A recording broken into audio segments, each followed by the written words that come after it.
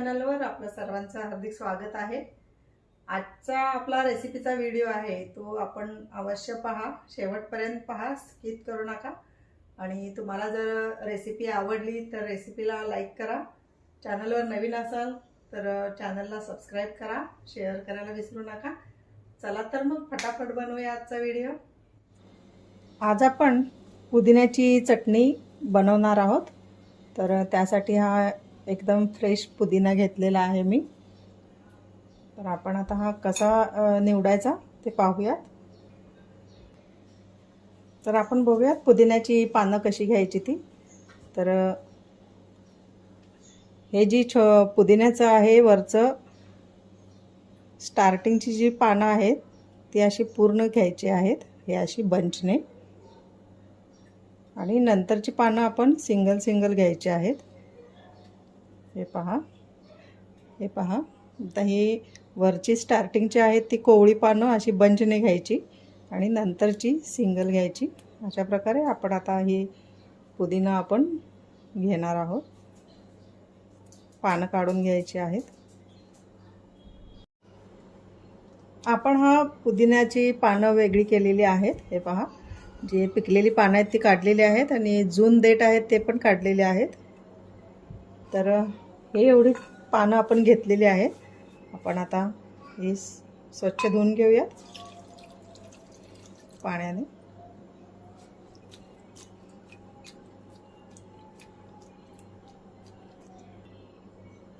आपण आता ही पानं काढून घेऊयात। मिक्सरचं एक भांडं घ्यायचं, 4 ब्लेडवालंच घ्यायचं, थोडं मोठंवालं। त्यामध्ये आपण आता हा पुदिना घालणार आहोत।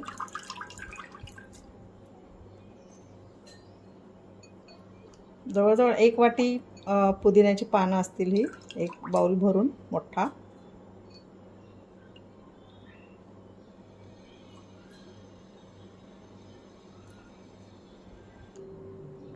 आपण पुदिन्याची पानं घेतलेली आहेत मिक्सरमध्ये।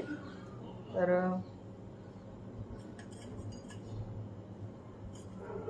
आपण हे 2 आल्याचे तुकडे यामध्ये घालणार आहोत। मी ह्या 5-6 मिरच्या घेतलेल्या आहेत, धुवून घेतलेल्या आहेत। तर त्याही आपण घालणार आहोत यामध्ये। मोठे मोठे तुकडे करते कारण आपण मिक्सरमध्येच करणार आहोत।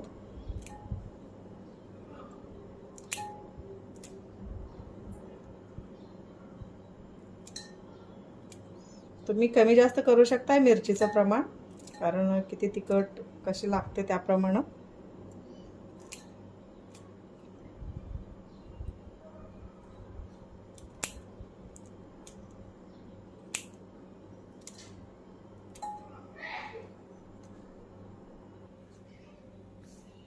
आता आपण यामध्ये घालणार आहोत थोडीशी जिरेपूड। हे थोडंसं डाळ आहे, हे पहा 2 चमचे डाळ आहे। तुम्ही शेंगदाणे घातले तरी चालतात, हे ऑप्शनल आहे। तुम्ही काहीच नाही, डाळ किंवा शेंगदाणे पण नाही घातले तरी चालतात। तर मी हे डाळ घालते।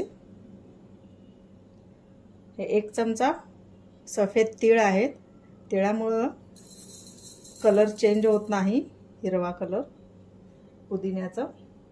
हे आहे सैंधव मीठ। सैंधव मीठ तुम्ही चवीप्रमाणे घाला, 1 छोटा चमचा घेतलेला आहे। आणि आता आपण यामध्ये अर्धा लिंबू पिळणार आहोत।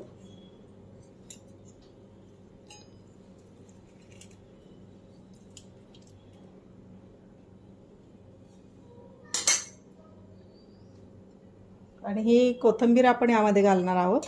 हे पहा, मी हे धुवून घेतलेली आहे कोथिंबीर। अगदी नाजूक काड्यांसह, म्हणजे कोवळ्या काड्यांसह घ्यायची आहे, अजिबात टाकून द्यायची नाहीत काड्या। तर आपण ही मिरची घालणार आहोत, कोथिंबीर।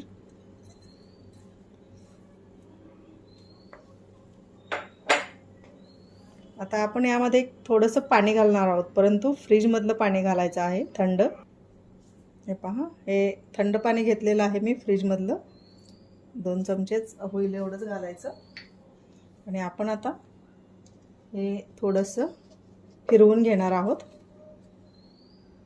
हे पहा, आपण असं बारीक केलेलं आहे, आपल्याला अजून बारीक करायचं आहे। परंतु त्यामध्ये आपण लसूण सांगायचं राहिलं तर हे लसूण घालायचं आहे 8-10 पाकळ्या आणि पुन्हा आपण पिसून घेणार आहोत. आपली ही पुदिना चटणी आता मिक्सरमधून आपण करून घेतलेली आहे, तयार आहे. आपण आता बाउलमध्ये काढूयात एका. आपण ही चटणी आता बाउलमध्ये काढूया. आपण 2 बाउलमध्ये ही चटणी काढणार आहोत, कारण यामधला फरक सांगते तुम्हाला.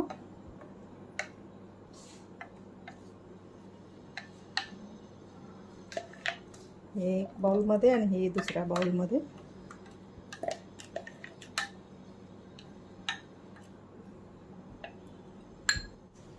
आपण या 2 बाउलमध्ये चटणी काढलेली आहे.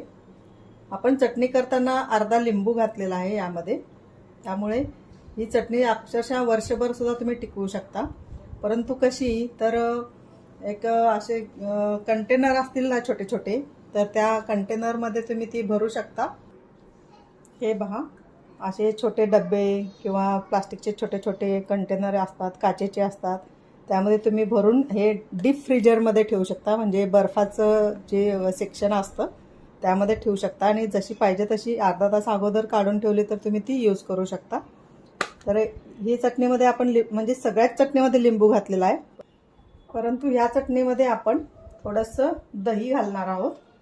हे दही घालणार आहोत. दही घातल्यानंतर ही जास्त दिवस टिकणार नाही. नॉर्मल फ्रीजमध्ये आपण ठेवली तरी 1 आठवडाभर टिकेल, परंतु ही चटणी ज्यामध्ये आपण दही घालणार नाही आहोत तर ही वर्षभर टिकेल कंटेनरमध्ये डीप फ्रीजरमध्ये ठेवल्यानंतर. तर आपण या एका बाउलमध्ये दही घालूया. 2 चमचे दही घालूया. दही घातल्यानंतर कलर थोडा फेंट होतो आणि आपण यामध्ये सैंधव नमक घातलेला आहे. सैंधव नमकची टेस्ट काही वेगळीच असते.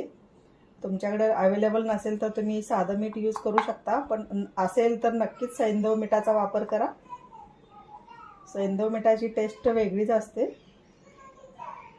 तर हे पहा, यामध्ये आपण दही घातलेलं आहे. हे दही घातलेली चटणी थोडी फेंट झालेली आहे आणि ही चटणी कशी डार्क आहे पहा. तर आपली ही आता पुदिना चटणी तयार आहे.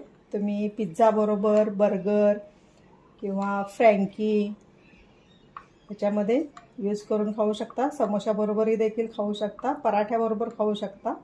अशी ही वेगवेगळ्या पदार्थांबरोबर खाण्यास खूप मस्त लागते, टेस्टी लागते. आपण आता ही दही न घातलेली चटणी एका छोट्याशा डब्यामध्ये भरून ठेवूया. डीप फ्रीजरमध्ये ठेवणार आहे मी.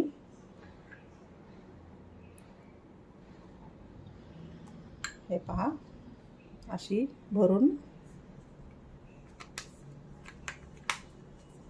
ही अशी डीप फ्रीजरमध्ये ठेवायची आणि आपल्याला जेव्हा पण हवी असेल तेव्हा एक अर्धा तास अगोदर बाहेर काढून ठेवायची. नॉर्मल टेम्परेचरला आल्यानंतर ती यूज करू शकता.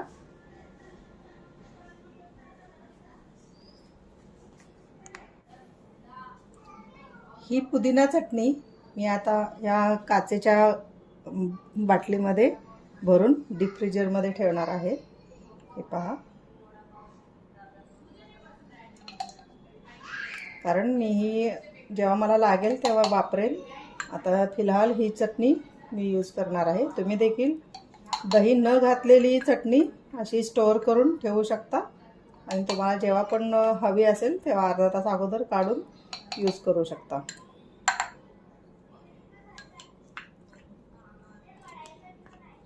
तुम्हाला जर ही रेसिपी आवडली असेल तर चॅनलला लाईक करा, शेअर करा, सबस्क्राईब करा आणि कमेंटमध्ये मला सांगायला विसरू नका तुम्हाला कशी वाटली आजची ही पुदिना चटणी. तर ही चटणी मी आता बंद करून डीप फ्रीजरमध्ये बर्फाच्या सेक्शनमध्ये ठेवणार आहे.